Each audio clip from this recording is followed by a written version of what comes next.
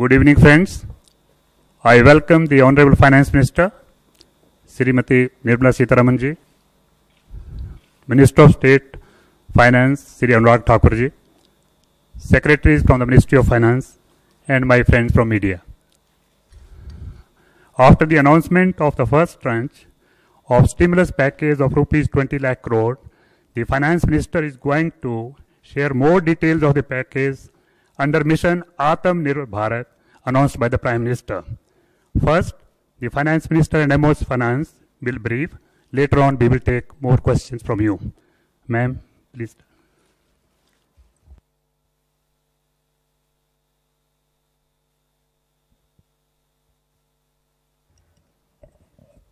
Good afternoon, friends.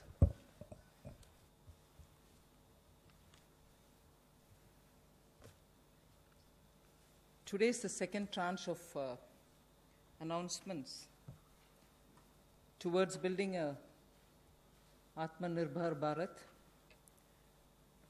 The slides will go on, but before we start the slides, just want to let you know that today's initiatives, which are getting announced as a part of the second tranche that we are announcing today, focuses on migrant workers, street vendors, small traders, self-employed people, small farmers. And when I say small farmers, there are a few items we say. So in all, about 9 steps that I will be announcing today. 3 relating to migrant workers, 1 related to the Sishu loan within Mudra, 1 related to street vendors, 1 housing, 1 related to employment generation largely for tribals and in those in the tribal pockets, and 2 related to farmers, particularly small farmers. But even as I say this, since you have been keenly listening and hearing what we are saying, many of them may have overlaps with the next package that we'll announce. So on farmers, for example, it's not as if I'm giving only 2 steps, nothing more. Arey kisan ke liye chhod de kaam. No, there will be more. But today I'm bringing in 2. Just as I said in each of the package, we'll keep in mind and prioritize concerns related to migrant workers, poor, those who are, in need, and therefore that will continue. So if I have not spoken about a certain thing today, it's not as if Government of India has forgotten. After all, let's please remember, within hours of having announced the lockdown, the Pradhan Mantri Garib Kalyan Yojana was for the poor, was for transferring cash to the poor, was for giving grains for the poor, and so on. And that's not enough. We will come with more. We are announcing more. So let's not look at each one of the silo as though that was the only thing. As I said earlier, there are tranches of announcements. Many things might overlap. Many of them might get mentioned here as well as mentioned once more somewhere else. So just a broad understanding on that. And before I get to talking about what we are doing on the migrants, I just want to let you know that about 3 crore farmers had availed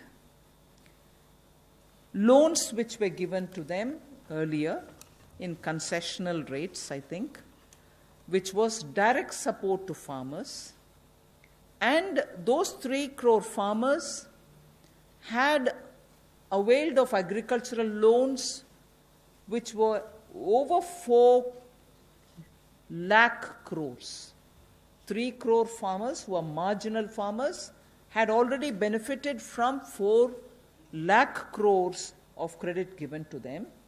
And those people who have availed of these credit, through the Reserve Bank, were also given a moratorium. For the next 3 months, you don't have to pay your EMI and so on. Now, the interest subvention, which is normally given for prompt repayment in time, was extended till March. Now we are extending it up to 31st May 2020. So that is a thing which was already availed of, and for that we are giving a bit of an extension. And in the last 2 months, 25 lakh new Kisan credit cards have been given, which entails that they can take concessional credit. They're actually marginal farmers. So we've not forgotten them. And those 25 lakh new Kisan credit card holders have also been given or sanctioned a loan which totals to 25,000 crores. These are recent happenings.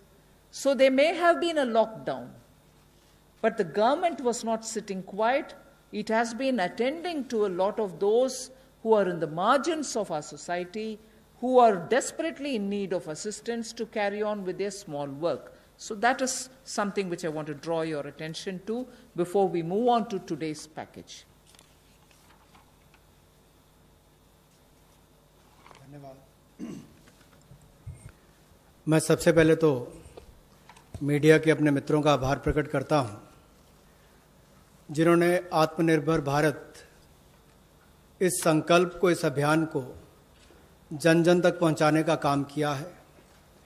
पिछले 2 दिनों में पूरे देश भर में आपने चर्चा को बदला है, एक सकारात्मक सोच खड़ी हुई है। इसके लिए मैं आप सबका बहुत बहुत आभार प्रकट करता हूं।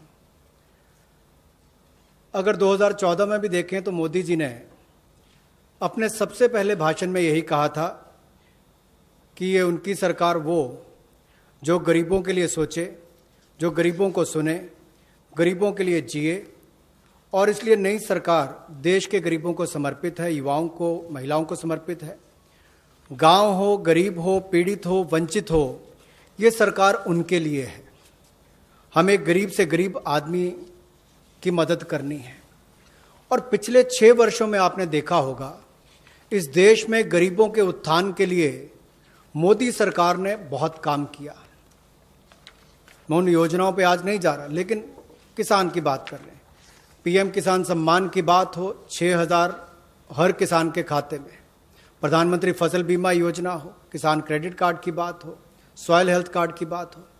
जो गरीब कभी अपनी इंश्योरेंस के बारे में नहीं सोचता था, 22 करोड़ से ज़्यादा गरीबों की इंश्योरेंस करवाने की बात हो। गरीब का बैंक खाता बैंकों के राष्ट्रीयकरण करने के बाद भी नहीं खुलता था, उन बैंकों का उनका बैंक खाता भी खुला। और इस कोविड-19 की स्थिति में अगर सीधा खाते में पैसा किसी ने भेजा है तो नरेंद्र मोदी जी की सरकार ने पारदर्शिता के कारण भेजा। तो गरीब की हर समय चिंता किसी ने की तो नरेंद्र मोदी जी की सरकार ने। और कल भी जो आपकी चिंता का विषय था, और हम सब भी देखते हैं कि जो गरीब वापस भी जा रहा है उसकी मदद कैसे की जाए, तो आज हम आप सबके सामने आए हैं। कल एमएसएमई सेक्टर की मदद की तो 12 करोड़ लोगों को ये मध्यम लघु सूक्ष्म उद्योग रोजगार देते हैं। अगर उनकी मदद हुई तो अप्रत्यक्ष तौर पर गरीब मजदूर की मदद भी कल की गई। और कहीं ना कहीं जो इतना सकारात्मक वातावरण बना, लोगों के पॉजिटिव मैसेज आए कि ये अच्छा हुआ, इससे उद्योग को फायदा मिलेगा, छोटे उद्योगों को फायदा मिलेगा, तो इससे गरीब को भी बल मिलेगा। तो आज का जो हम करने जा रहे हैं, गरीब के लिए, प्रवासी मजदूर के लिए और 1-2 बिंदु किसानों के लिए, आज बाकी अगले प्रेस कॉन्फ्रेंस में आप सबके सामने आएगा। तो इसमें मुझे केवल इतना ही कहना है, और मोदी जी ने इसको 12 तारीख को भी माननीय प्रधानमंत्री जी ने कहा था कि आर्थिक पैकेज देश के उस श्रमिक के लिए, देश के उस किसान के लिए है जो हर स्थिति में, हर मौसम में देशवासियों के लिए दिन रात एक करके मेहनत करता है।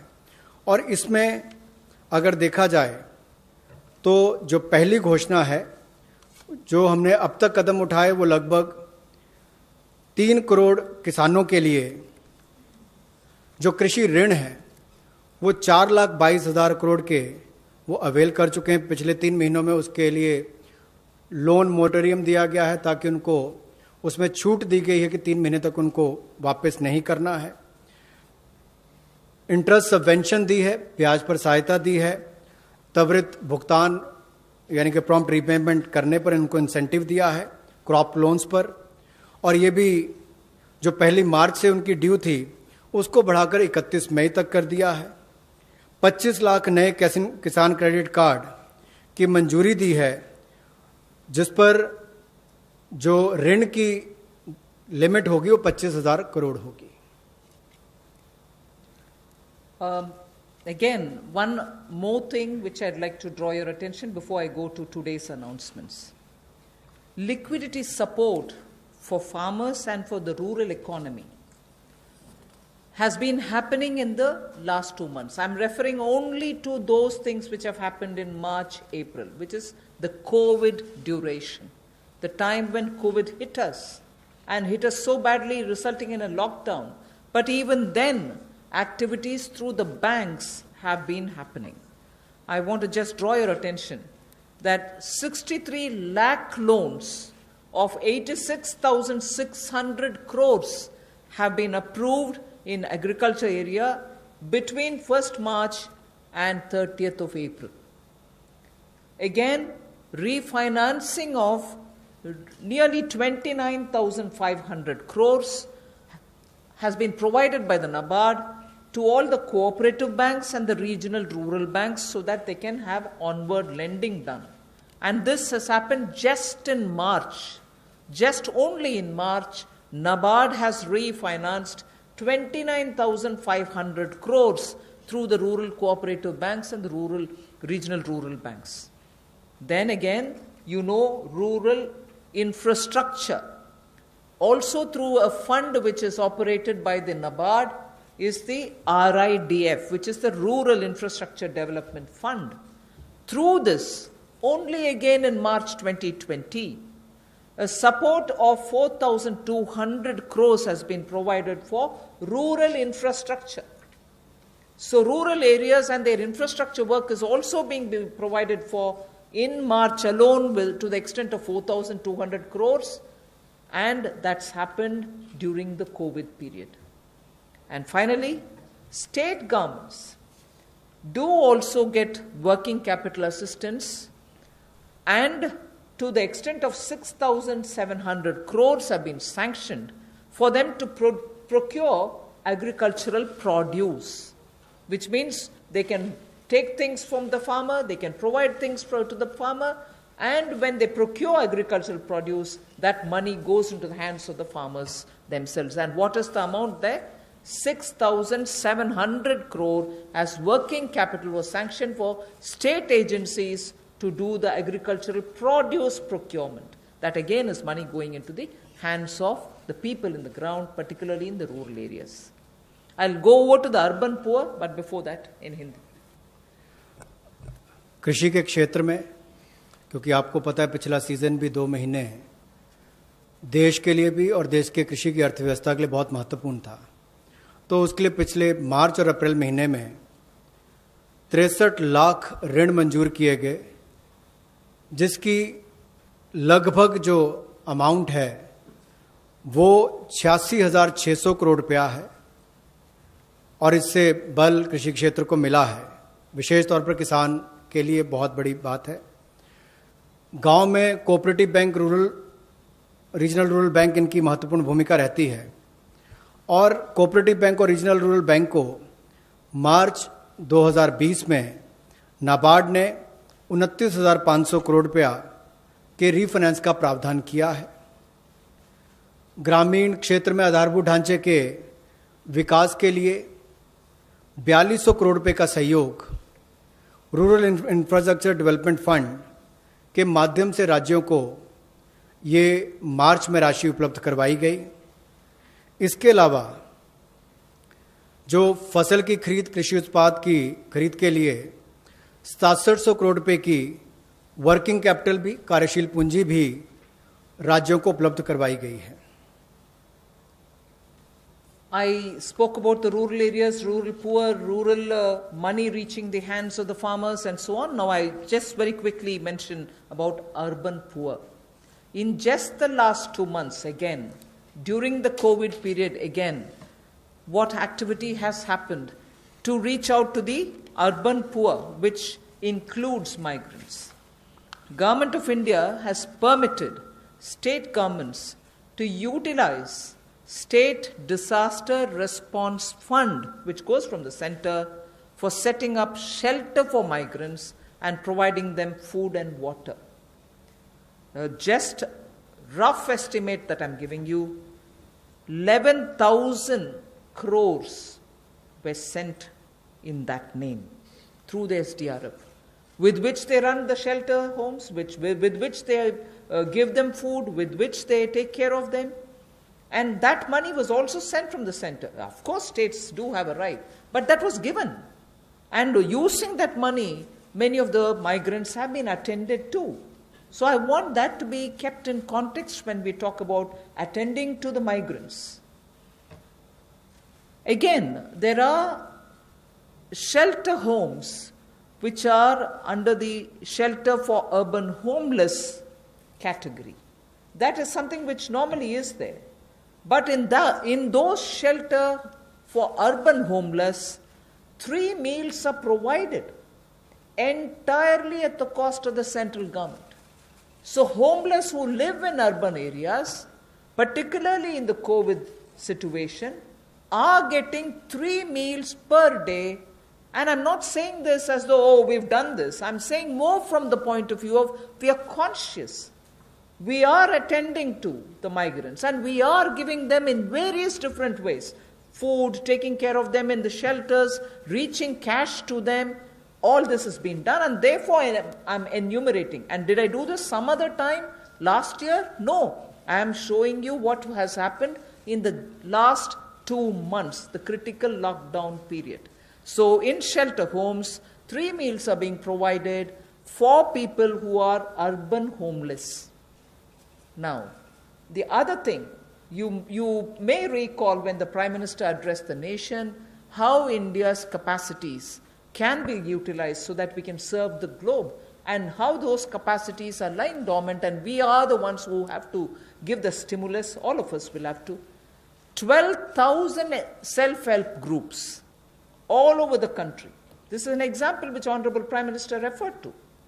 12,000 SHG groups have produced over 3 crore of masks and 1.20 lakh liters of sanitizers, again during this COVID period. And the self-help groups in urban centers are with urban poor. So urban poor are contributing also in this COVID period. And self-help groups, as you know, is something which is supported by the central government also. Another experiment which was successful is for disbursing revolving funds to the SSGs, and these revolving funds for the self-help groups have also become on board a Paisa portal. It is called PA, all in capital, I is small and SA, Paisa portal, as of April. And now many state governments, seeing the pilot project which had happened in Gujarat, want their people also to get onto this, and through this a lot of across the state benefits which they can get will be available for the SHGs. And lastly, for the urban poor, 7,200 new SHG groups have been formed, newly formed for the urban poor, and that commenced from 15th March. Critical COVID time. New self-help groups for whom assistance get given, and they get benefit from revolving funds and so on to catch on with what they want to do for their livelihoods. So during these 2 months, COVID period, you have these activities which have happened with central government participating actively in these 2 months only. प्रवासी मजदूर और शहरी गरीब, ये चर्चा का विषय पिछले कुछ दिनों में भी रहा, लेकिन मैं ये कहना चाहता हूँ हमारी सरकार ने पिछले वर्षों में भी इनके किया, और इस समय में तो विशेष तौर पर हम लोगों ने आपदा राहत के माध्यम से जो fund, state disaster response fund के माध्यम से उपलब्ध, उनको हमने राज्यों को करवाया। ये लगभग 11,000 करोड़ रुपये से ज़्यादा है, ताकि इन लोगों को उसमें से राहत दी जा सके, आपदा राहत हो सके, उसके लिए इस्तेमाल किया गया। और यही नहीं, हाइजीन का ख्याल रखते हुए 3 मील्स एक दिन में प्रति व्यक्ति के लिए इन शेल्टर होम्स में उपलब्ध करवाई गई, ऐसा प्रावधान वहां पर करवाया गया। और जो हमारे स्वयं सहायता समूह हैं, जिसको आप सेल्फ हेल्प ग्रुप्स भी कहते हैं, ऐसे 12,000 स्वयं सहायता समूह ने 3 करोड़ मास्क और 1,20,000 लीटर सैनिटाइजर्स का उत्पादन किया है। ये एक अपने आप में बहुत बड़ी बात है और इस संकट की घड़ी में हमारे काम और एक बड़ा काम देश के लिए स्वयं सहायता समूह की हमारी बहनों ने किया है। यही नहीं, 7200 नए स्वयं सहायता समूह इस समय में बनकर और शुरू हैं पिछले 2 महीनों में।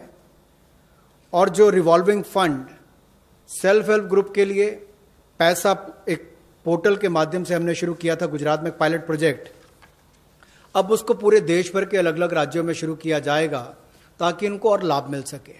आपको याद होगा कुछ दिन पहले जब हमने घोषणा की थी तो सेल्फ हेल्प ग्रुप के लिए भी 10 लाख से बढ़ाकर 20 लाख रुपए उसकी लिमिट कर दी थी, तो इससे भी उनकी कैपेसिटी बिल्डिंग में मदद मिलेगी।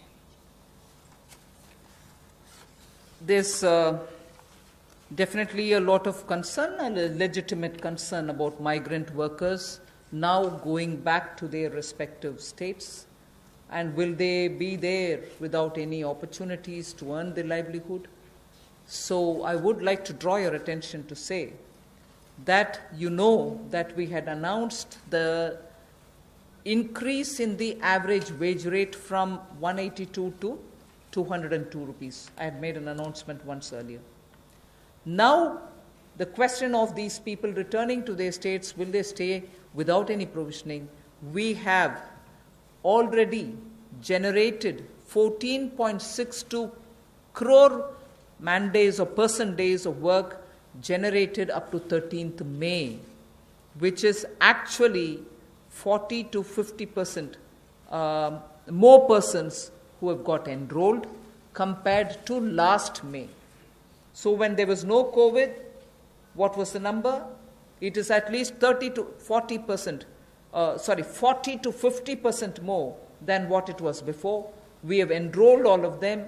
We are making provision through the Rural Development Ministry to ensure that they get enrolled, they get work, they get the due payments. So work offered is now to 2.33 crore wage seekers.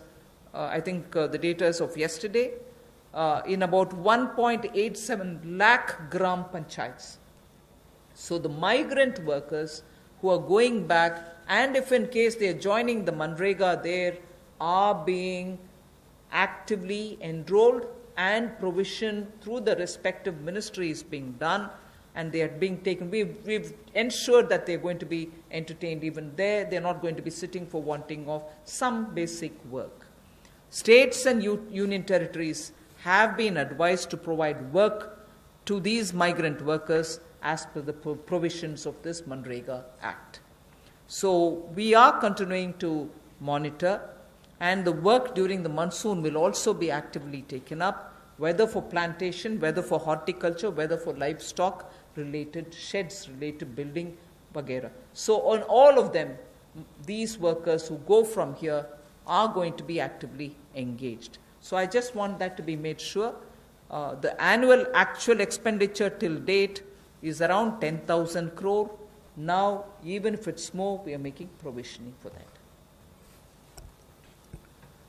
जो हमारे प्रवासी मजदूर वापस अपने राज्यों में गए हैं, उनकी भी मदद एमजी नरेगा के माध्यम से कैसे की जाए, उसके लिए भी हम योजना लेकर आए हैं। और अब तक 14 crore 62 lakh person days generate किए जा चुके हैं 13 मई तक, और इस पे कुल खर्चा लगभग 10,000 करोड़ के लगभग किया जा चुका है।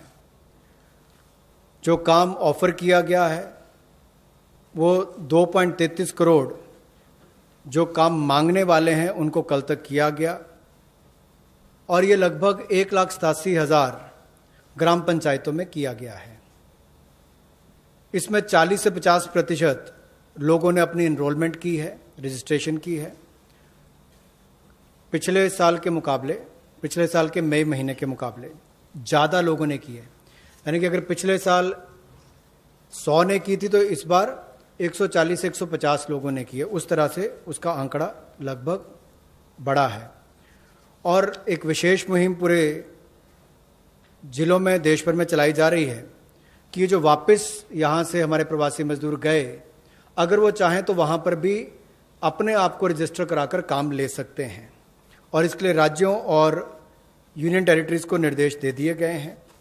और यही नहीं, 182 रुपया जो उनकी दिहाड़ी होती थी अब उसको बढ़ाकर भी 202 रुपये कर दिया गया है।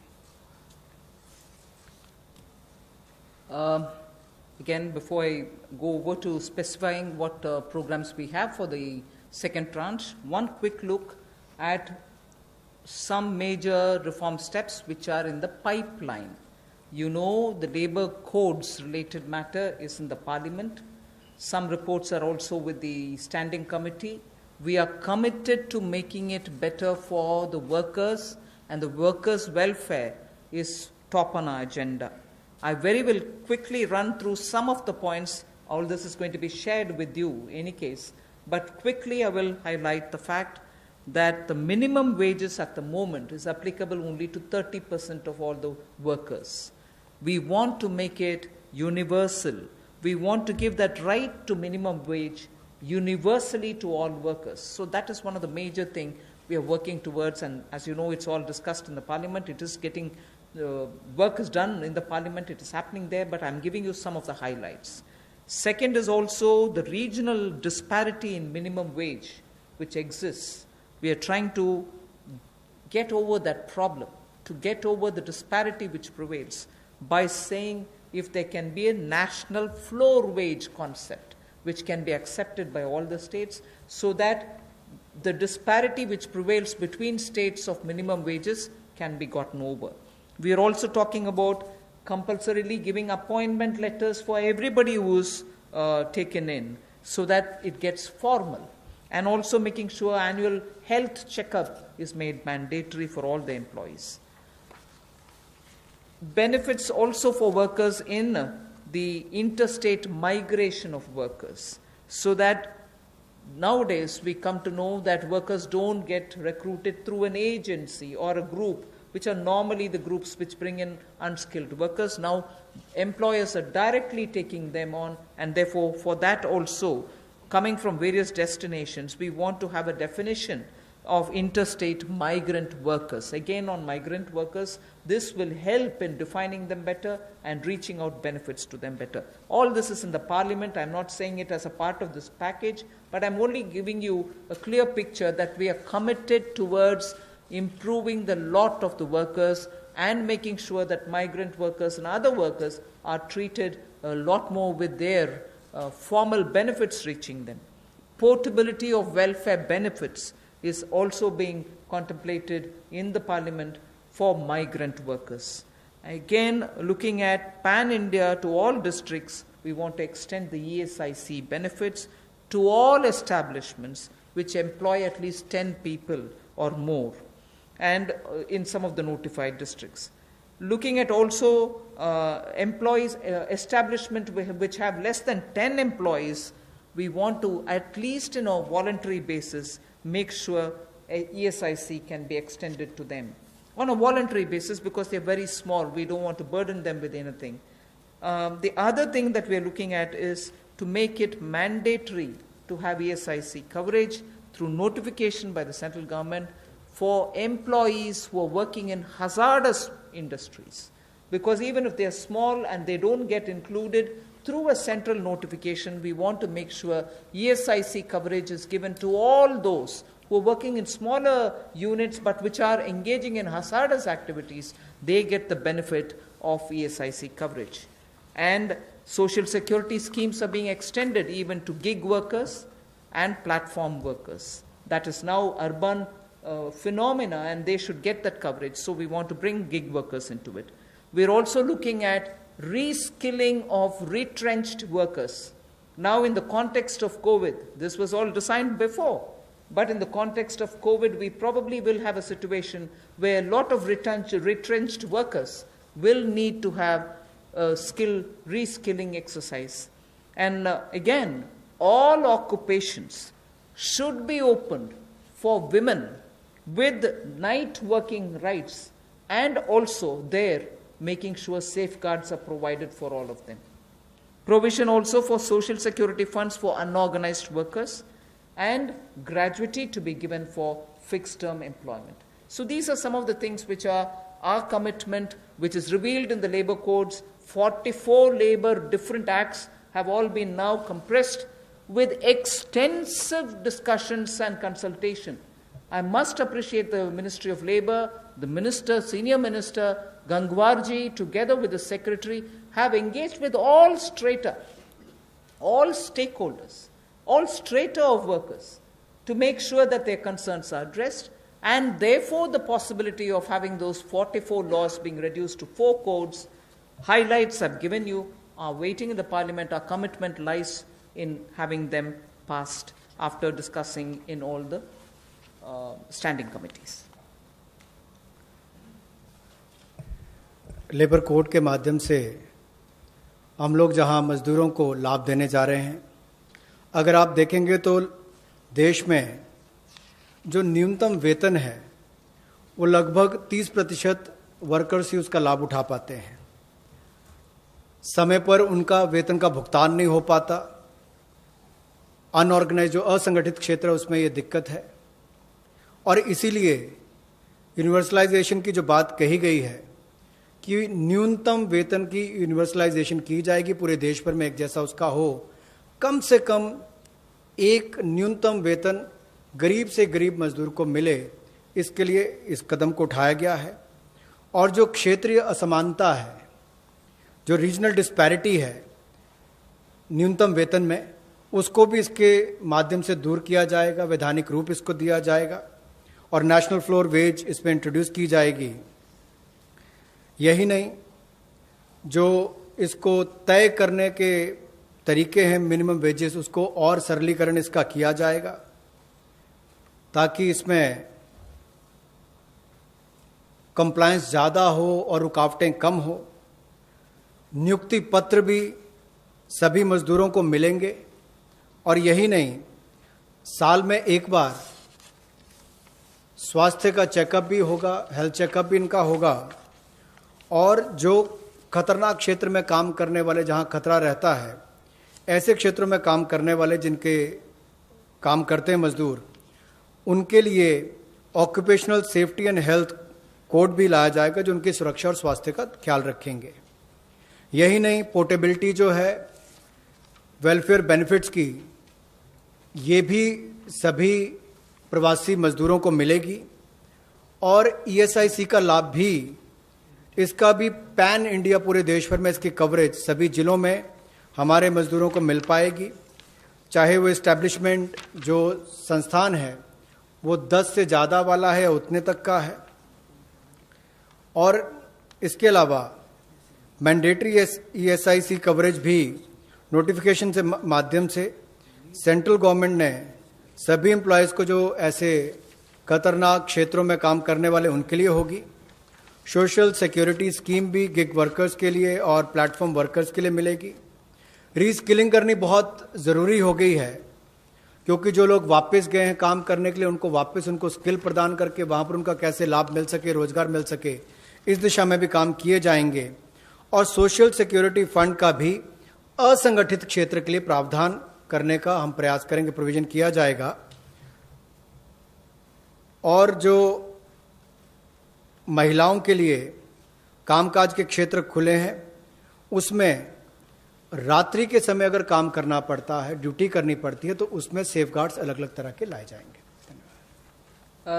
Quickly of yesterday's, you know, we've spoken about 3 lakh crore emergency working capital facility. We have also spoken about no global tenders for 200 crore, up to 200 crore for Indian, small companies also to bid for those, and so on. So yesterday's announcement, I thought I'll very quickly give you.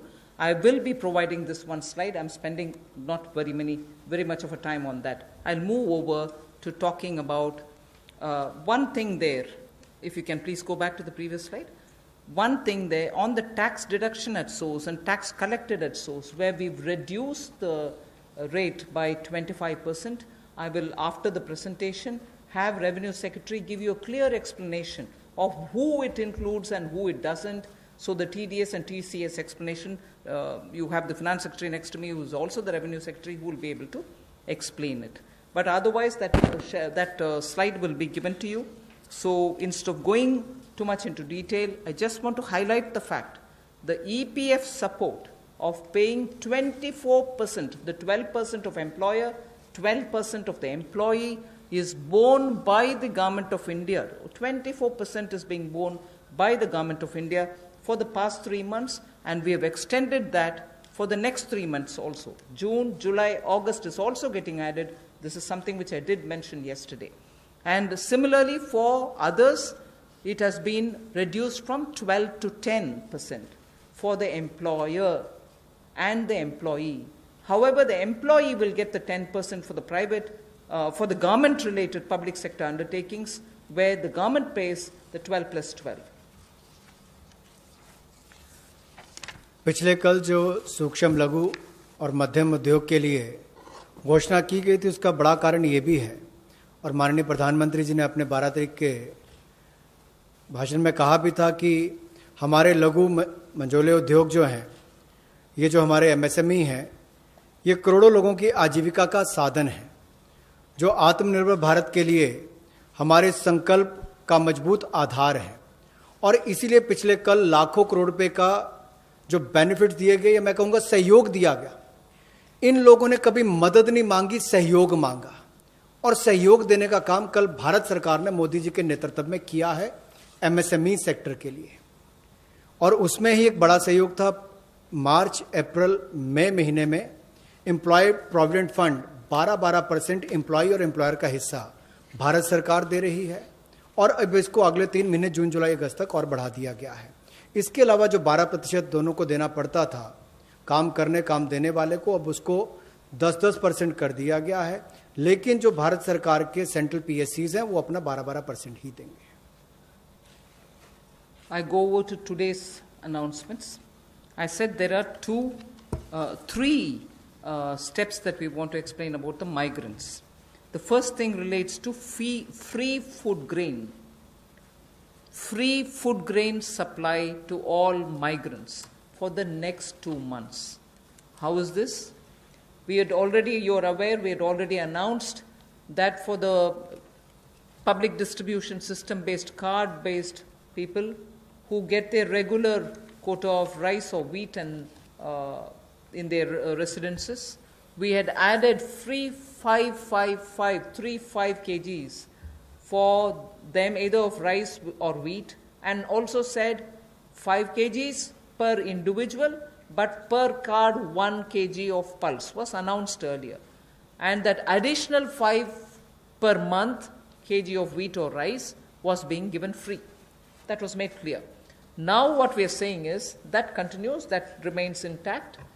But for those who are non-card holders, meaning they are neither under the National Food Security Act, nor are they holders of any state-level cards, for them, they shall be given 5 kgs per person of wheat or rice, or 1 kg of chana, so that is for per family. And if the person is remaining without card, he can also get it.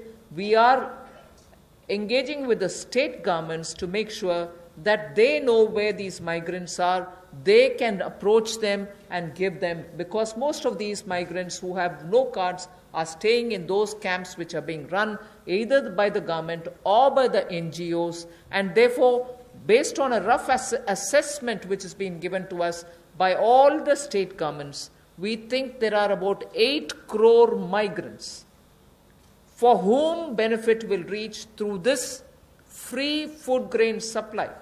The central government will take the cost and they will not be charged. 3,500 crores will be spent on this intervention within the next 2 months. So I know migrants are also moving out, either they're going back, very few are coming back. Irrespective, we are saying for the next 2 months, they shall get free rice or wheat and also 1 kg per card, per family. Without card also, you can get your rice, wheat or wheat or chana. So this will reach through the state governments State governments will be implementing agencies. They will identify the migrants. They will take care of the full distribution, and they will provide the details. The initial assessment is what I've told you. The numbers may change depending on how the state governments are going to. We've made provision for this many. That's exactly what I want to convey. प्रवासी मजदूर जो भारत और मैं कहूँगा राष्ट्र निर्माण में लगे हैं, उनके लिए राशन की सुविधा उपलब्ध करवाने के लिए ऐसे 8 करोड़ प्रवासी मजदूरों के लिए 3500 करोड़ रुपए का प्रावधान मोदी सरकार करवाने जा रही है।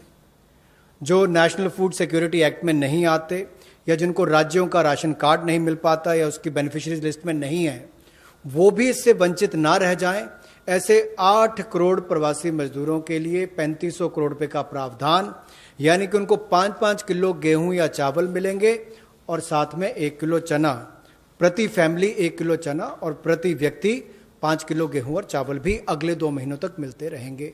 इसके लिए मोदी सरकार 3500 करोड़ रुपए का प्रावधान कर रही है। इसको लागू करने की जिम्मेदारी राज्य सरकारों की है।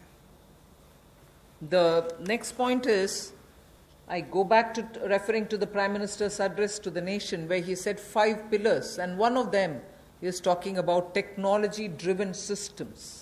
This is one classic example for that, where in order to benefit migrant workers, we are coming up with a national portability of the cards, which is public distribution ration cards can be used in any ration card, any ration shop, in any part of the country as you move along. So, if there is a ration card holder, today he is in Bihar or Karnataka, tomorrow he moves to Rajasthan, he can take his food ration from any ration shop in that state. So, national portability, which is now being defined as one nation, one ration card, one nation, one ration card, will be implemented, and by August 2020, which is another 3 months, within 3 months, 67 crore beneficiaries in 23 states, which means the 67 crore beneficiary is 83% of all the PDS population that we are talking about. 83% of all the PDS population will get covered by this one nation, one ration card. And we assure 100% coverage of national portability of these cards by March 2021. 83% is already done. So all the states and union territories will complete full FPS automation by March 2021. आज के समय में अगर देखा जाए तो जो प्रवासी मजदूर था उसको सबसे बड़ा संकट आया, लेकिन टेक्नोलॉजी के माध्यम से आने वाले समय में उनको कभी भगवान ना करे कोविड-19 जैसी स्थिति ना आए, लेकिन अगर कुछ भी होता है, स्थिति ना भी आए, वैसे भी चले, तब भी वो देश के किसी कोने में हो, वो कहीं पर भी अपने राशन कार्ड का इस्तेमाल कर सकें। One nation one ration card, ये योजना हम लाने वाले हैं और इसके माध्यम से आप देश के किसी कोने में भी किसी भी उचित मूल्य की दुकान से अपना राशन ले सकते हैं, जिसको हम डिपो भी कहते हैं, राशन डिपो भी कहते हैं, ताकि राशन वितरण प्रणाली से जो आपके हिस्से का आप उसको ले पाएं। और इसका अगर देखा जाए तो आज तक टेक्नोलॉजी के उपयोग से, चाहे वो जनधन खाते हो, आधार नंबर हो, मोबाइल हो, इसके माध्यम से पारदर्शिता मोदी सरकार लेकर आई और लाखों करोड़ पिछले कुछ वर्षों में बचाया भी है और वापस गरीबों के उत्थान के लिए लगाया। तो इससे भी जहां गरीब को लाभ मिलेगा देश के किसी कोने में राशन लेने के लिए, वहीं पर देखा जाए तो 23 राज्यों में 67 करोड़ बेनिफिशियरी जो हैं, वो 83% पीडीएस की पॉपुलेशन वो अब तक इस पे कवर हो चुकी है और मार्च 2021 तक हम 100% उसको कवर कर लेंगे नेशनल पोर्टेबिलिटी में, ताकि वो देश के किसी कोने में जाकर भी अपने राशन कार्ड का इस्तेमाल कर सकें। ये अपने आप में क्रांतिकारी कदम गरीब मजदूर, प्रवासी मजदूर के लिए होगा कि वो देश के किसी भी कोने में जाकर अपने हक का राशन किसी भी राशन डिपो से ले सकता है, ऐसा उसके लिए सुविधा होगी। The last step for the migrant workers, we spoke about their food, their ration. portability of their ration. Now I'm talking about affordable rental accommodation for the migrant workers or the urban poor. Government has plans to launch, and very quickly it shall launch under the PM Awas Yojana for the migrant labor and urban poor, a particular scheme of affordable rental housing scheme, whereby we have three different ways in which we want to achieve it. We are asking incentivizing manufacturing units, industries, institutions and associations to, on their private land, build and develop affordable rental housing complexes. And we are also converting a lot of government-funded housings in major cities which are remaining vacant into affordable rental housing accommodation. They can become affordable rental housing complexes, and this shall be done on a PPP mode through concessionaire agreements, through which they can invest somewhat some money to keep it up and also somewhat some money to make it ready, and then derive the rental, like the way the roads have, the toll little collections. Similarly, here they can collect small amount of rent and make some arrangement. Incentivizing also state governments to do the same. Central government organizations will also undertake in similar lines.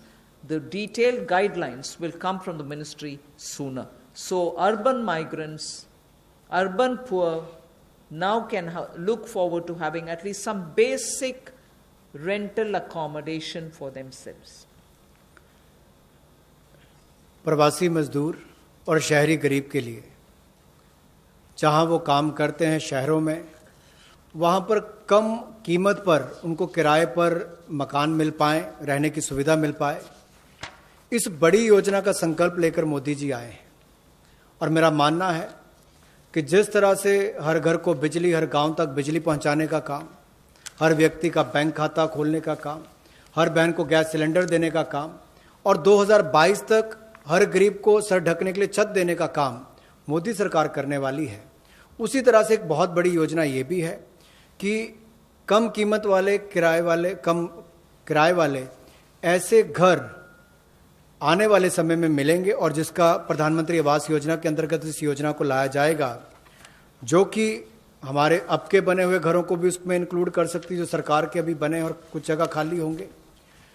उद्योगपति अपनी ज़मीन पर बनाना चाहें तो उनको भी incentivise करके करेंगे, ताकि वो भी अपने काम करने वाली मजदूरों के लिए अपनी फैक्ट्री या उसके आसपास रहने की व्यवस्था बनाएं, या राज्य की सरकारों को, उनकी एजेंसियों को हम लोग प्रेरित करेंगे, लाभ देंगे, ताकि वो भी अपने राज्य में काम करने वाले ऐसे मजदूरों के लिए सुविधाएं तैयार करके दें।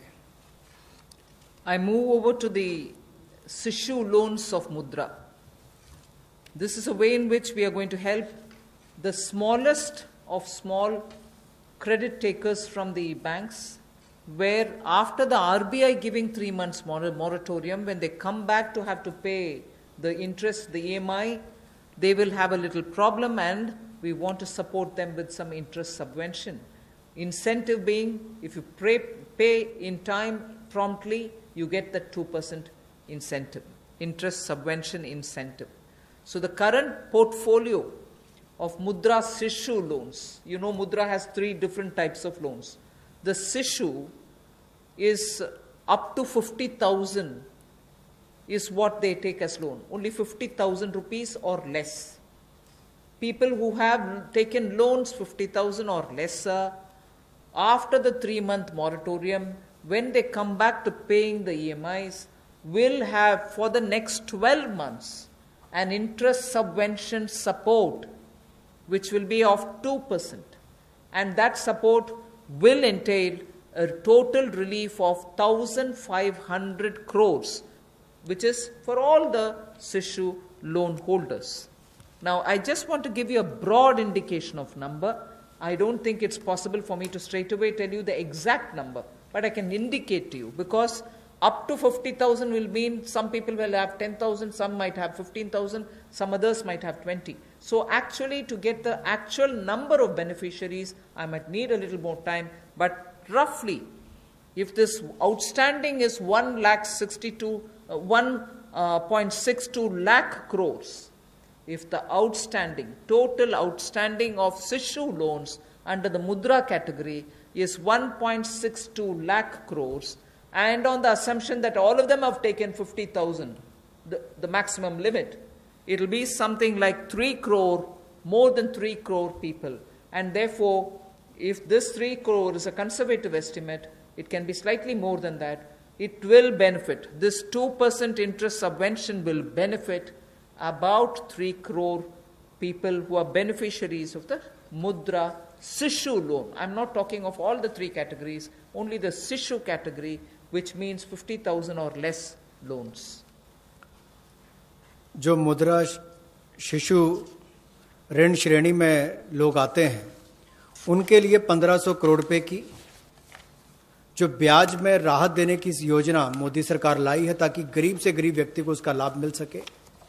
1,62,000 करोड़ रुपया आज तक इस मुद्रा शिशु लोन के अंतर्गत दिया है, जो आउटस्टैंडिंग है, और इस योजना के माध्यम से लगभग 3 करोड़ ऐसे लोगों को लाभ मिलने वाला है, और ये कुल लाभ 1500 करोड़ रुपए के लगभग होगा।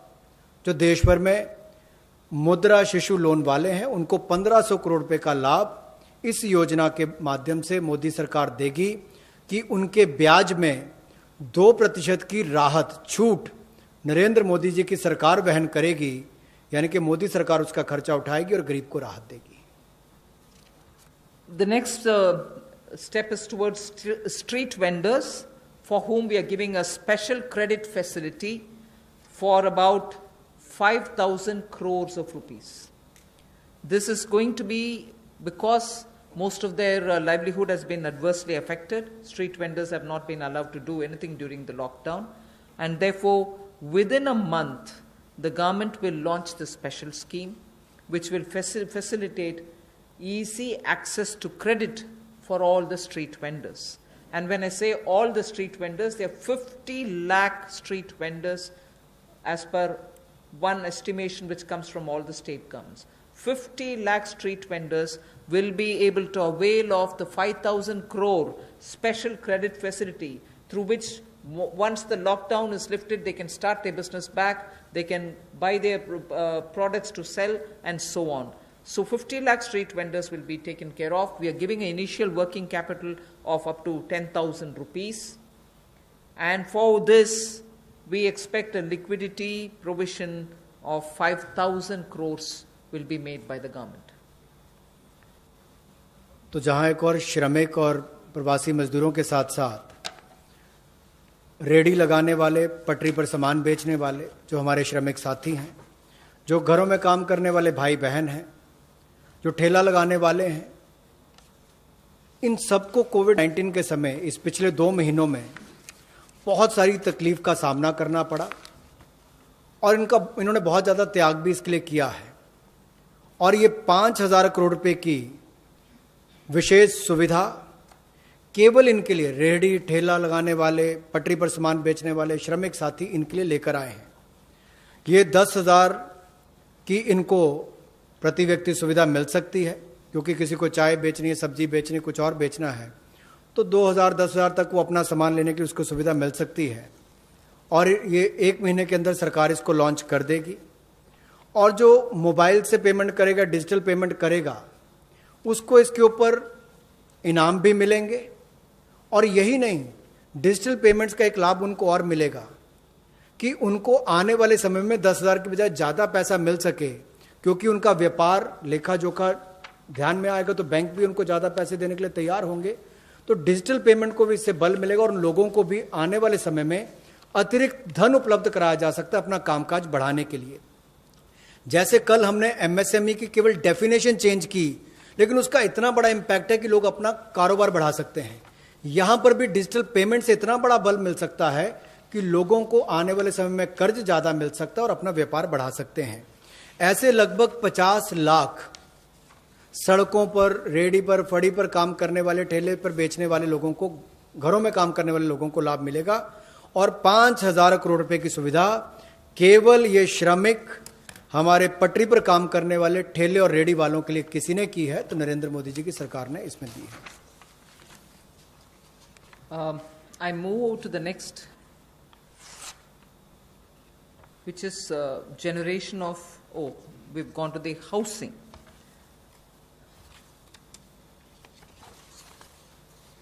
ये कर दिया हमने। अच्छा। There is a program, that's fine.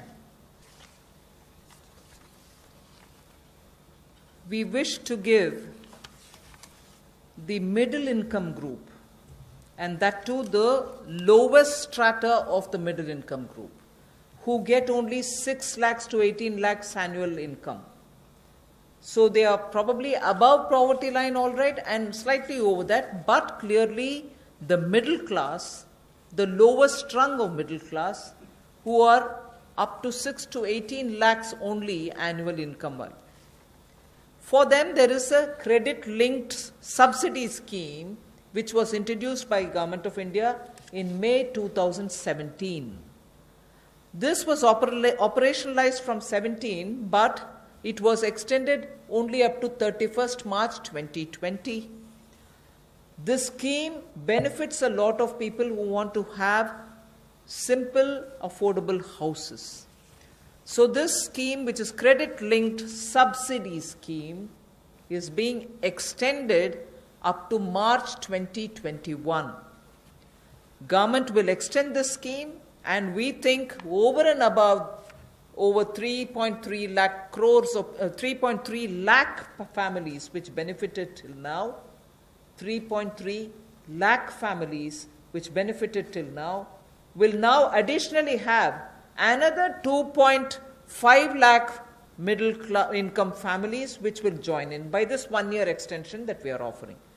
That scheme, which started in 2017, was to end in March 2020. We are extending it by 1 more year till March 2021. And we think in this 1 year, another 2.5 lakh people will benefit from this so that they can have affordable houses for themselves. Under this particular scheme, credit-linked subsidy scheme. By doing this, we think we'll immediately be able to spur jobs creation. Immediately the demand for steel, cement, and also transportation, heavy-duty transportation, will all improve. And construction materials will also come to be demanded. And therefore, this will have immediate impact on the demand side of the housing sector को बढ़ावा देने के लिए जो middle income group है, जिनकी आय 6 लाख से 18 लाख तक की है, उनके लिए 70,000 करोड़ का बढ़ावा देने वाली ऐसी योजना हम लेकर आए हैं, जिससे 6 लाख से 18 लाख की आय वालों को हाउसिंग सेक्टर में लाभ मिलेगा।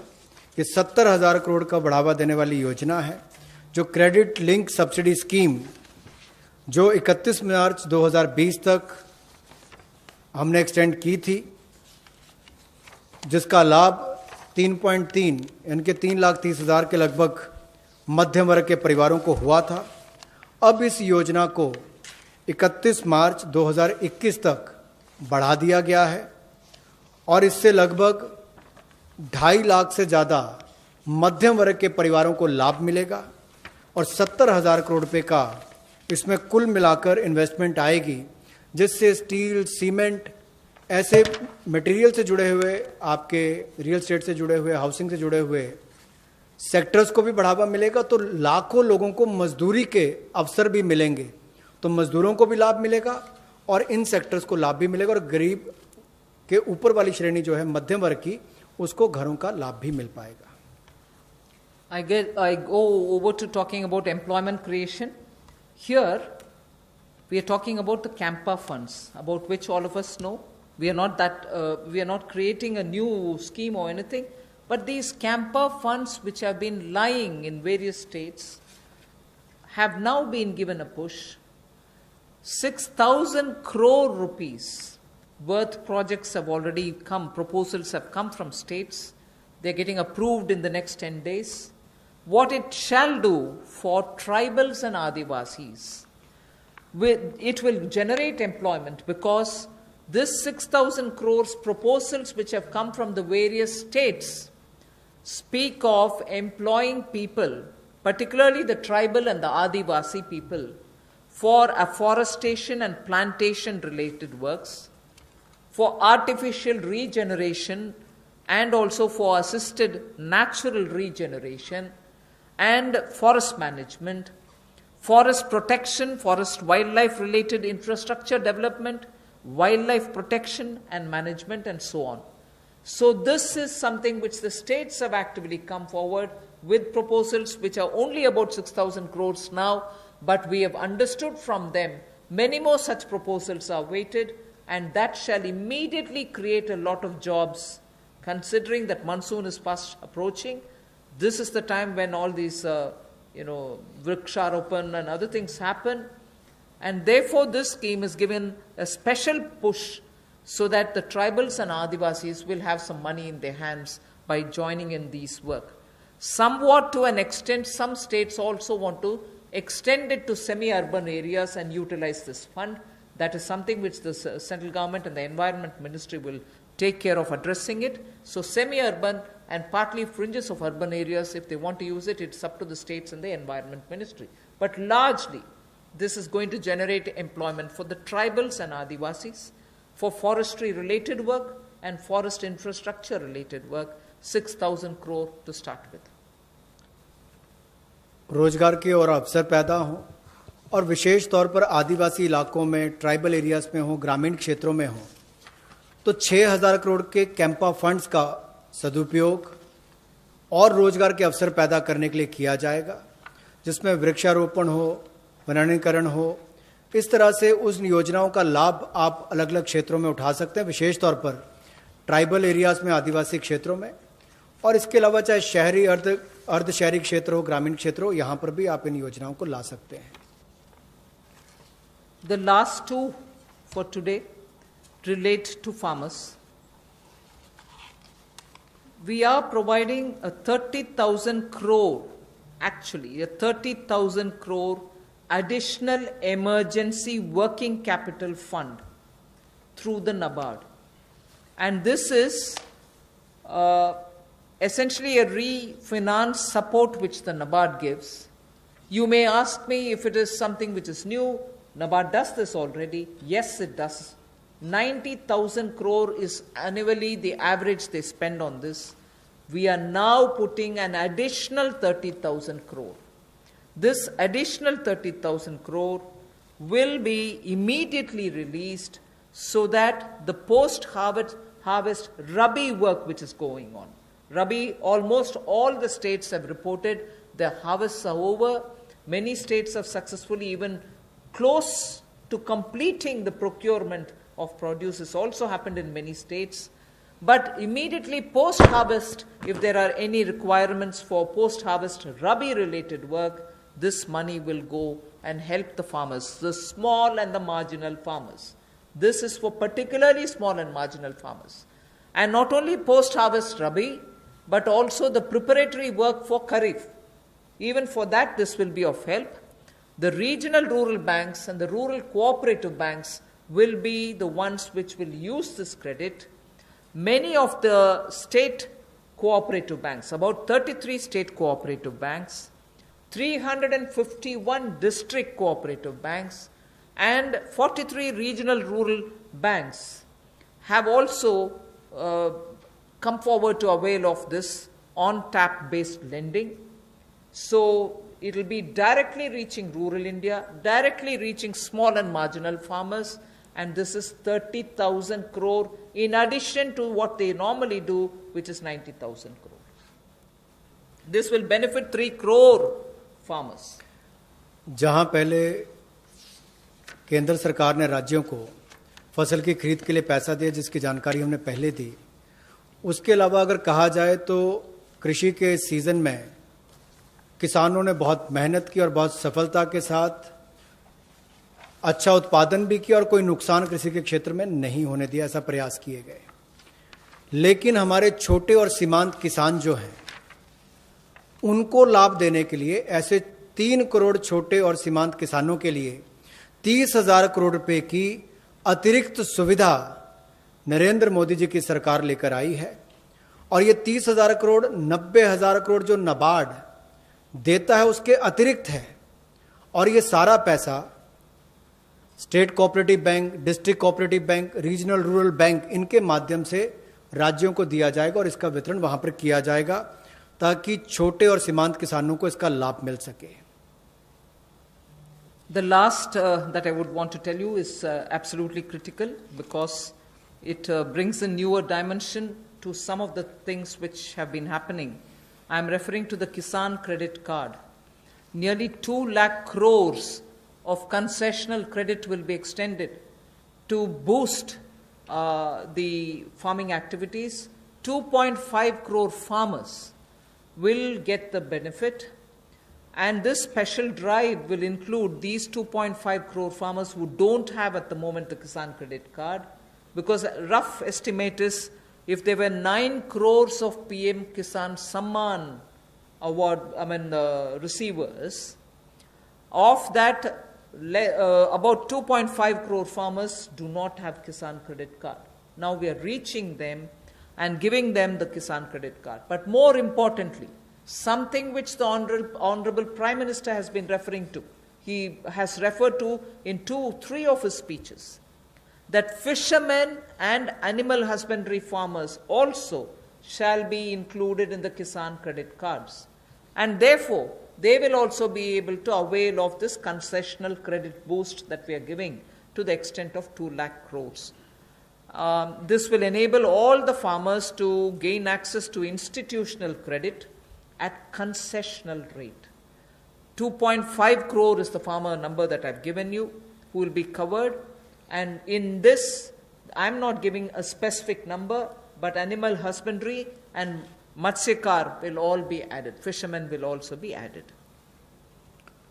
जहां एक और कई योजनाएं पीएम किसान, जहां 6,000 रुपया करोड़ों किसानों के खाते में जाता है, या सॉयल हेल्थ कार्ड हो, बाकी योजनाएं मोदी जी ने चलाई, वहीं पर अब एक 2 लाख करोड़ रुपए की सुविधा कंसेशनल क्रेडिट को बढ़ावा देते हुए ये 2.5 करोड़ जो किसान हैं उनको इसका लाभ मिलेगा। ये किसान क्रेडिट कार्ड के माध्यम से मिलेगा। एक विशेष अभियान इसके लिए चलाया जाएगा और इसके माध्यम से रियायती दर पर ऋण इनके लिए उपलब्ध होगा। और लगभग, जैसा मैंने कहा कि 2.5 करोड़ किसानों को 2 लाख करोड़ रुपए की सुविधा मिलेगी। और इसमें किसानों के साथ साथ मछुआरों को, पशुपालकों को, इनको भी इसमें लाभ मिलेगा और इससे उनके आय के साधन भी बढ़ेंगे। Today's presentation is for the second tranche is now over. I just want to highlight the fact that in these days of part of full lockdown, media, all of you all have been keen. You've been attending all our press conferences, hearing the Prime Minister. You've really been a catalyst in the stimulus giving exercise. So I thank all of you all, which the Honorable MOS did mention even at the start.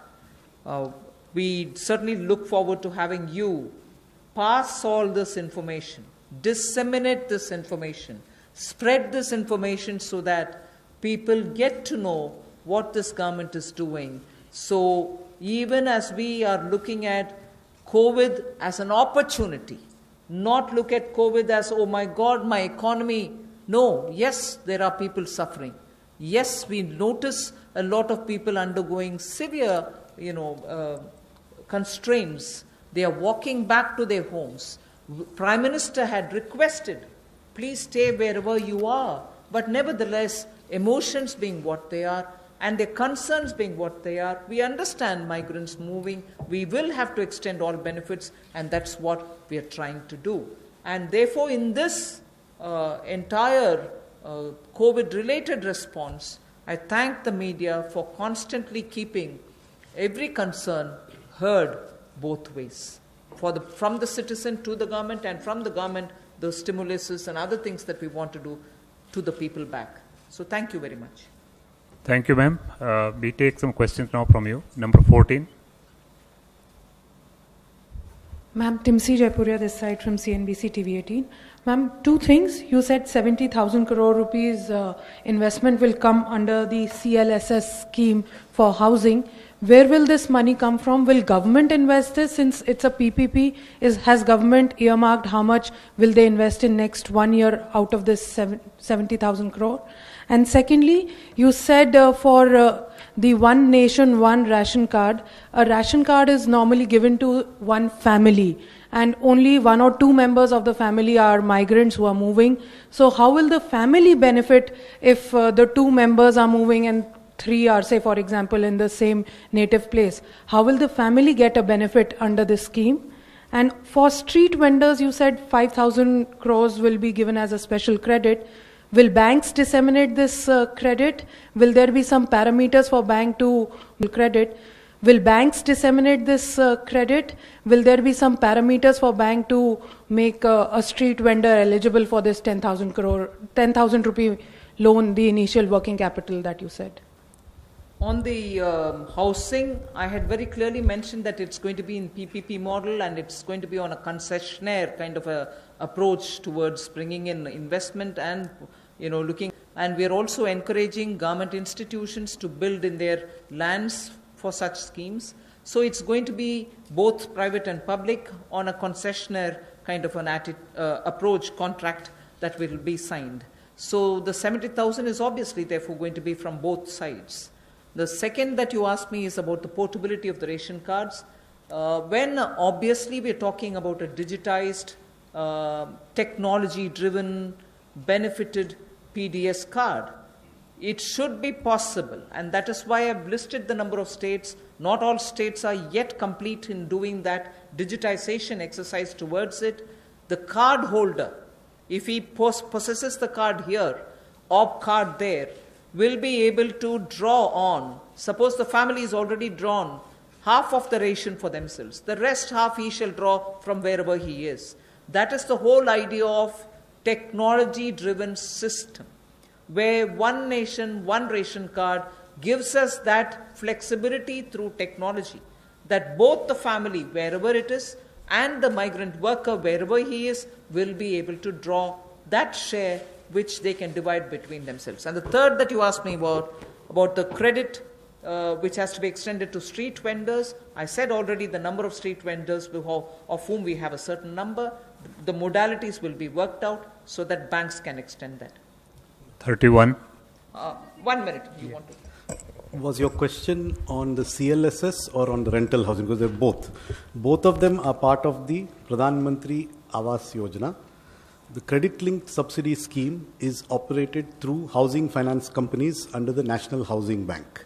So loans are given by housing finance companies to middle-class borrowers, along with a subsidy which goes from the central government to reduce the cost of the house to the person acquiring the house. So that the 70,000 crores relates to the increased duration of the CLSS scheme, which had expired on 31st March. That scheme now continues till 31st March 2021.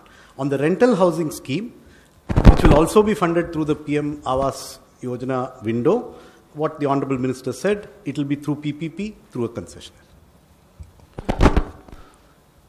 About the portability of the ration card, as Honorable Finance Minister has explained, that there is a digital and technology-driven system, and you all are aware that every ration card, all family members are seeded with Aadhaar number. So that gives an advantage that, let's say, a family member, he is living in some other city, through his Aadhaar number, he can withdraw the ration quota, which rest of the family members have not yet withdrawn. So it is possible, and that is what the portability means. मैं पीयूष पांडे हूँ, TV9 Bharatvarsh से। मेरा सवाल जो शहरी migrant हैं उनको लेकर के है कि केंद्र सरकार ने 11,002 करोड़ रुपए राज्यों को जारी किए। क्या ये कोई जानकारी राज्यों ने दी है कि अब तक कितने शेल्टर होम्स बनाए गए और कितने मजदूर उनमें रह रहे हैं? क्योंकि रास्तों में अभी भी आप देख सकते हैं चारों तरफ मजदूर ही मजदूर नजर आ रहे हैं जो अपने घरों की ओर प्रवास कर रहे हैं। Yes, I've told you roughly what the figures are, but we can obtain it and give it to you. The states से कितने भी जानकारी मंगवाना है मंगवा करके दे सकते हैं. If unless the DEA has anything to add. इसमें ये पैसा अप्रैल के महीने में दिया गया था, तो अभी it is too early for us to ask the states कि इसका यूटिलाइजेशन कैसे किया है. लेकिन जिन भी माइग्रेंट वर्कर्स को खाना पीना, रहने का स्थान, किराए का मकान, जो भी कार्रवाई हुई है पिछले 1-1.5 महीने में, वो इसी पैसे से हुई है. 114.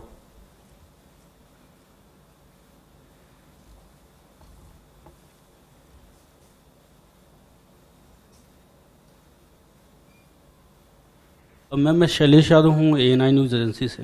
मैम एक क्लैरिफिकेशन चाहिए. जो आपने फार्मर्स के लिए 3 करोड़ फार्मर्स के लिए जो 4.22 लाख का दिया है, उसको 3 महीने का मोरेटोरियम आपने बढ़ाया है. RBI ने जो है जो लोन, जिन लोगों ने लोन लिया था उनके लिए 3 महीने का मोरेटोरियम दिया था, लेकिन ये बोला गया था कि जो लोग ये मोरेटोरियम अवेल करेंगे उनकी EMI जो है 10 या 12 EMI बढ़ जाएगी बाद में. तो क्या किसानों को जो 3 महीने का मोरेटोरियम दिया जा रहा है उससे ऐसा तो नहीं कि उनका भी टेनोर बढ़ जाए बाद में? और दूसरा मैम माइग्रेंट लेबर को लेकर सवाल है कि अभी माइग्रेंट जो हैं बहुत सारे हैं जो अपने स्टेट्स को वापस जा रहे हैं, और जिसको सेंट्रल गवर्नमेंट और स्टेट गवर्नमेंट भी सपोर्ट कर रही है कि आपको मनरेगा में जो है उसमें काम दिया जाएगा. अब इंडस्ट्रीज़ को 30% का वो वर्कर्स को परमिशन मिल रही है कि आप काम शुरू करिए, लेकिन उनको जितना परमिशन मिल रही है उतने लेबर या उतने वर्कर उनको अब नहीं मिल रहे. तो क्या रोड मैप है माइग्रेंट्स लेबर को वापस लाने का, क्योंकि उनके बगैर जो है इंडिया आत्मनिर्भर नहीं बन सकता. पहले मैं माइग्रेंट का विषय जवाब दे देती हूँ.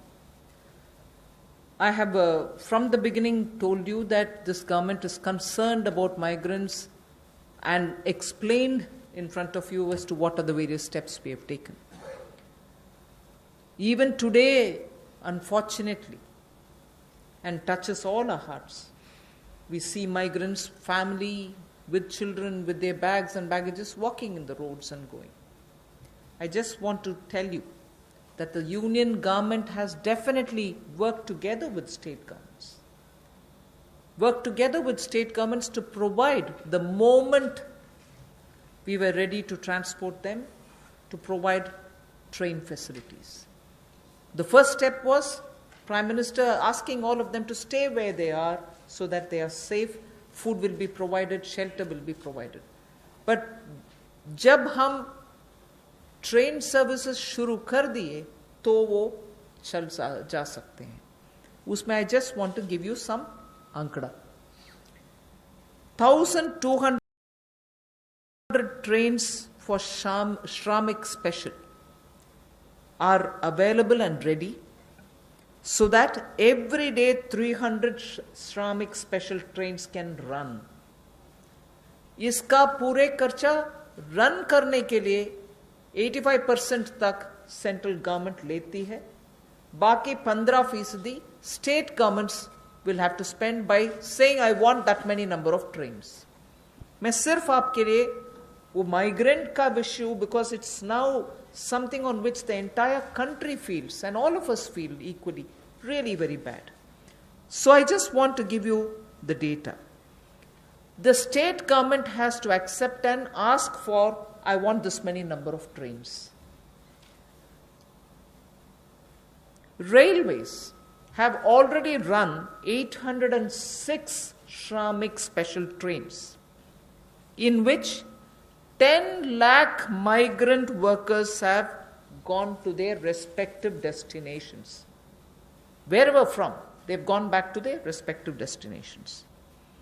And the state's Sankhya, I just want to give you.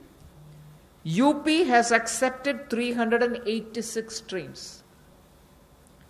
386 trains UP has requested, accepted, paid that 15% and brought their migrant laborers back. Bihar has accepted 204 trains. 204.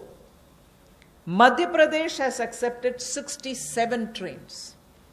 So I just want you to know that this is the number through which many of the states have requested placed a request, arrange for the modalities. My workers are here, I want them all to board from this particular station, and the moment they say that within 8 hours, not even 8 hours, within 3 to 5 hours, the trains are provided in that station, and in that station, they have to take their passengers back to their states. I just want to make sure that these numbers are given. There are other states, I'm not elaborating unless you are interested. There are 4 more states I can give you. Jharkhand has taken 44. Rajasthan has taken 18. Chhattisgarh has taken 7. West Bengal has taken 7. So there are requests coming even now. Yes, we want more, we want more. And as soon as the request comes, we are trying to give them. So states and center are working together to have their migrants taken back. But your question was, if they are coming back, they have to come back, what kind of a planning are we doing? So I am now talking about those people who are still going back.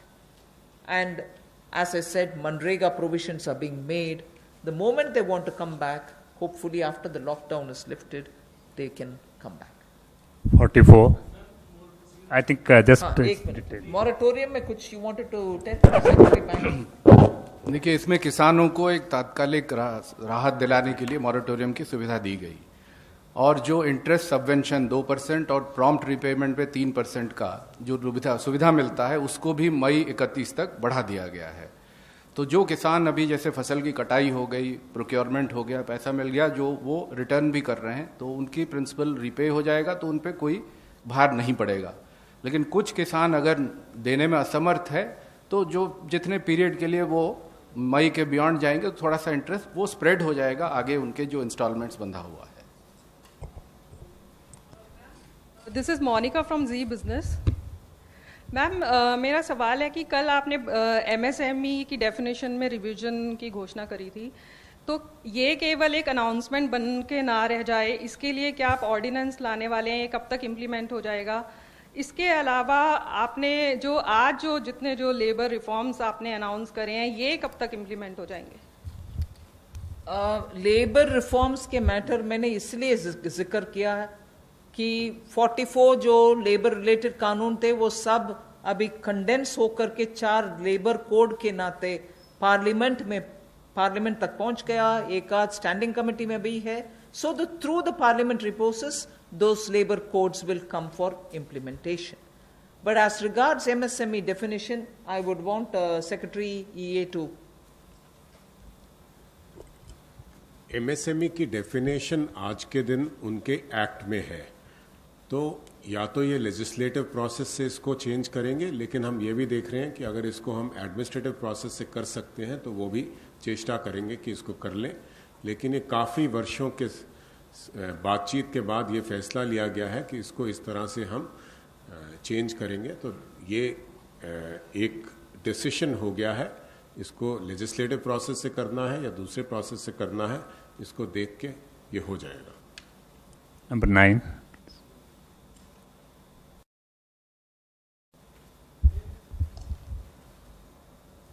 Pallavi from CNN News 8. Back to the migrant workers question, ma'am. You know, there are two things here. Because of the social distancing norm, you have a 33% cap of employee factory or an industry. Which means the large number of migrant workers, these folks say that we don't have any reassurance that if we come back, we are actually going to get our jobs back. That's one concern. Do you plan to increase that cap at some point of time? And second, any incentives to these migrant workers to come back? I think on that, a lot of work is happening in that the social distancing, as long as it has to be respected, we'll have to make the protocols also comply with that requirement. But that doesn't mean we'll deny workers who want to get back to their jobs. I'm sure this is something which I'll take back from you. Not that the Home Ministry has not had detailed discussion with Labour Ministry also. So some protocols will emerge on that to make sure that they can get back to their work. And also about any incentives, we'll take a call. 13.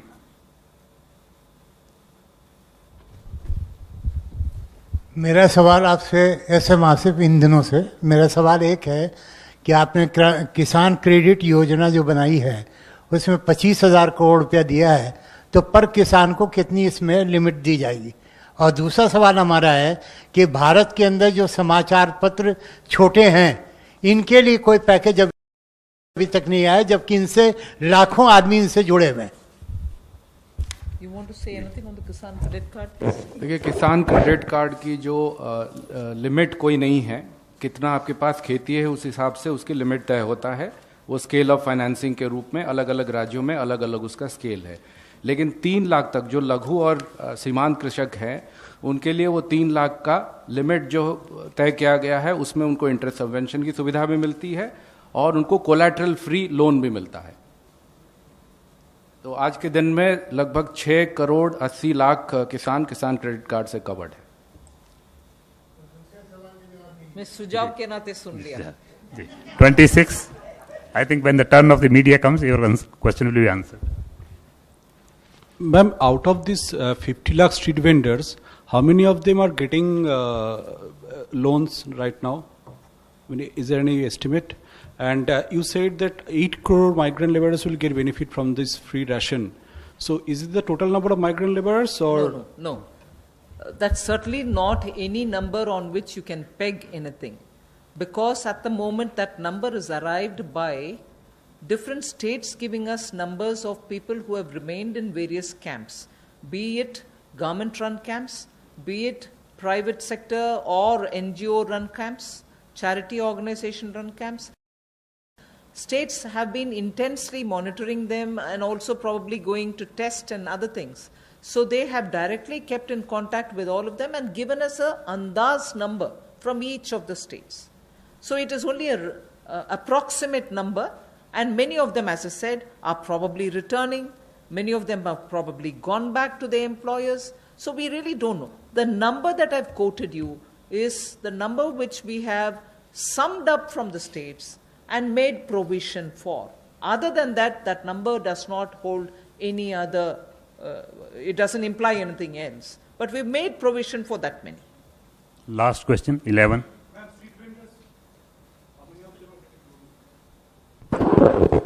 जहाँ तक street as far as the question of street vendors are concerned, Ministry of Urban Development, they are in the process of identifying through the urban local bodies, and maybe some of them would have got a loan through the Mudra segment, under the Mudra segment, but if they need an enhancement, that can also be done, and those who do not have a formal source of financing, they will be identified and they will be also provided this credit facility. Ma'am, this is Aishwarya from India Today. You spoke about helping the migrants, those who reach home. That's when they'll get the ration. There are a lot who are already... No. I didn't say that. I didn't say anything near that. So what about those who are on foot? Because we still have people who have long journeys to make. So anything for those people who are on foot? First of all, I referred to migrants who have already gone back to their villages in the context of Manrega. I have also referred to the ration card, which will be one nation, one ration card business, on which we said 83% coverage is already done, the rest have to be done. But however, before March 2020, 2021, we'll complete that. As regards migrants who are walking, which is very, very touchy and makes all of us, there's a tug at my heart when I watch this, and all of us feel terribly bad. We are making every state government provide freshly cooked food for them.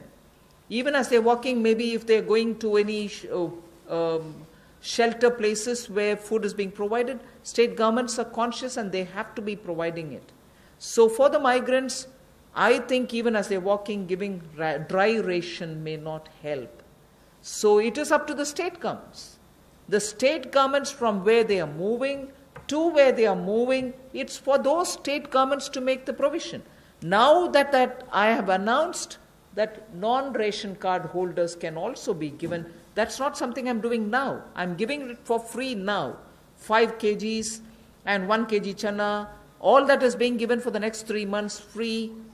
Next 2 months free, 2 months free is being announced now. But till before now, we had already said that the states can at a discounted rate of 22 rupees for rice and 21 rupees for wheat, any quantity can be lifted on credit without paying anything. State governments have been given that facility so that they can take that amount of rice and wheat and pulses so that they can cook the meal and serve it to them.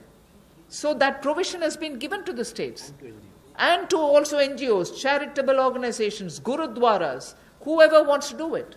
So states and other organizations can certainly benefit by the earlier thing that was provided by central government. Now I've given this additionally, totally free, but this is also dry ration. So for people who are moving, I would think the state governments can provide them cooked meal in the nearest available shelter homes. Thank you very much, ma'am. Thank you, friends. The clarification on TDS and TCS, I would request the Revenue Secretary to. कल माननीय वित्त मंत्री ने TDS और TCS के rates के कटौती का अनाउंसमेंट किया और कल रात में ही इसके बारे में एक डिटेल सर्कुलर सीबीडीटी से उसके बारे में इशू हो गया है। मैं ये समझाना चाहूँगा कि ये टीडीएस और टीडीएस आपको मालूम है कि पूरे साल के अंत में एक बार रिटर्न फाइल करना पड़ता है और उसमें उन्हें टैक्स देना पड़ता है, इसलिए कि हमें लोगों को अचानक साल के अंत में काफ़ी ज़्यादा टैक्स ना देना पड़े, इसलिए टीडीएस और टीसीएस की व्यवस्था है जिससे कि करीब करीब जब भी ट्रांजैक्शन हो, किसी को कभी कोई पेमेंट हो या कभी बैंक से इंटरेस्ट मिला हो या रेंट मिला हो, उसी समय में अगर उसका एक सर्टेन पोर्शन उसके परसेंटेज हमारे कानून में दिया गया है कि किसी का 10% है, किसी का 1% है, किसी का आधा % है, इतना टीडीएस काट करके सरकार को जमा हो जाता है, जिससे कि जब बाद में जब रिटर्न फाइल करने की जब ज़रूरत होती है उस समय में उतना पूरा टैक्स ना भरना पड़े और इंटरेस्ट ना देना पड़े। तो ये इसका जो रेट था, तो अभी जो एक सरकार ने जो निर्णय लिया है उसका पर्पस ये है कि अभी जो बिजनेस में जो पेमेंट हो रहे हैं उस पेमेंट का एक सर्टेन पार्ट 2%, 5%, 10% जो पहले टीडीएस करता था उसमें 25% की कटौती कर दी गई है, जिससे कि लोगों को पेमेंट ज़्यादा मिले, मार्केट में लिक्विडिटी रहे। जैसे मैं एक उदाहरण देना चाहता हूं कि पहले अगर किसी कॉन्ट्रैक्टर को अगर पेमेंट हुआ तो नियम ये था कि 1% उसका टीडीएस कट जाएगा। यदि किसी को अगर रेंट मिला अगर या बैंक से अगर इंटरेस्ट मिला तो उस पर 10% का टीडीएस कट जाता था। तो अभी उसमें 25% की कटौती की गई है, जिससे कि उतना ज़्यादा पैसा लोगों के पास रहे, बिजनेस के पास रहे और वो बिजनेस कर पाए। तो करीब 23 ऐसे आइटम हैं जिसमें कि टीडीएस की कटौती की गई। जैसे कि एग्जांपल मैं देना चाहूँगा कि जितने भी तरह का इंटरेस्ट है, interest on securities, interest on the in the bank accounts, dividend payments, इन सब पे 10% का टैक्स हुआ करता था, टीडीएस हुआ करता था, अब वो 7.5% होंगे। उसी तरीके से जितने भी पेमेंट्स टू दी कॉन्ट्रैक्टर है, पेमेंट्स टू दी प्रोफेशनल्स हैं, पेमेंट्स टू प्रोफेशनल उसमें 10% का टीडीएस हुआ करता था। टेक्निकल सर्विसेज में उसमें भी 10% का टीडीएस हुआ करता था, उसको भी 7.5% किया गया है। तो ये सब कि बिजनेसेस के पास थोड़ा सा पैसा रहे उनके पास और लिक्विडिटी रहे, इसके लिए किया गया। उसी तरीके से यदि किसी ने अगर प्रॉपर्टी अगर बेची है तो प्रॉपर्टी बेचने के समय में जो पैसा मिलता है उसका 1% कट जाता था, रेंट अगर मिलता था तो उसका 10% कट जाता था, उस सब में भी कमी की गई है। उसी तरीके से एक टैक्स कलेक्शन एट सोर्स का भी था, जिसमें कि अगर किसी ने अगर गाड़ी खरीदी तो उसमें में गाड़ी की कीमत का 1% जो है सो टीसीएस कट जाता था, उसमें भी 25% की कटौती की गई है। इस तरह से मैंने कहा कि करीब 23 आइटम ऐसे हैं जो टीडीएस के हैं और 12 ऐसे आइटम हैं जो कि टीसीएस के हैं, इन सभी में कटौती की गई है।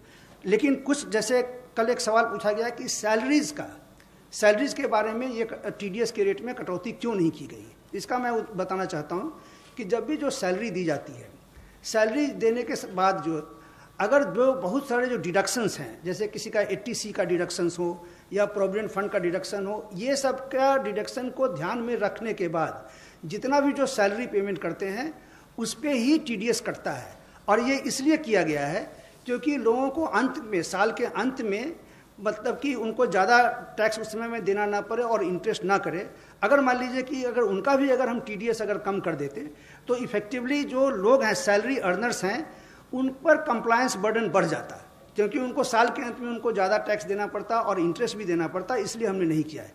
ये भी मैं स्पष्ट कर दूं कि जो कैश विड्रॉल है, जो पिछले साल सरकार ने लाया कि जिन जो बैंक से 1 करोड़ से ज़्यादा कैश विड्रॉ करते हैं उस पर 1% का TDS है। तो चूंकि हम चाहते हैं कि डिजिटल में जाएं, कैश का इतना बड़ी मात्रा में लोग कैश विड्रॉ ना करें, उनको भी हम डिस्करेज करना चाहते हैं, तो उनमें भी कटौती नहीं की गई है। उसी तरीके से जो फॉरेन में रेमिटेंस भेज रहे हैं, तो इन सब 3-4 आइटम को छोड़ करके बाकी जितने आइटम्स हैं जो कि लार्जली बिजनेस